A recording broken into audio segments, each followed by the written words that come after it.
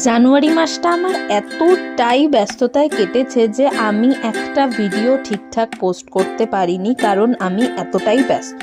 ভাবছো তো কি জন্য ব্যস্ত?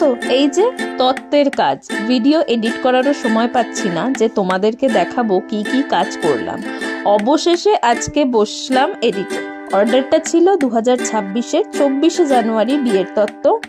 28টা তত্ত্বের অর্ডার ছিল আমার, যেটা সাজাতে 2 দিন মতো সময় লেগেছে। এই অর্ডারটাতে জিনিসপত্র, ট্রে সব ওদের ছিল, আমি শুধু গিয়ে সাজিয়ে দিয়ে এসেছি। যাদের বাড়িতে তত্ত্বটা সাজাতে গেছিলাম তাদের ব্যবহার ছিল ভীষণই ভালো এবং কাজের ক্ষেত্রে আমি যথেষ্ট সহায়তা পেয়েছি এবং স্বাধীনতা পেয়েছি। চকলেট দিয়ে এই কেকটা আমি প্রথম বানালাম। কেমন হয়েছে অবশ্যই সবাই একটু জানিও আমাকে। তোমরা যদি আমাকে এভাবেই সাপোর্ট করতে থাকো আর এতটাই ভালোবাসা দাও, আমি হয়তো আরো অনেক অনেক অনেক ভালো ভালো কাজ করতে পারবো।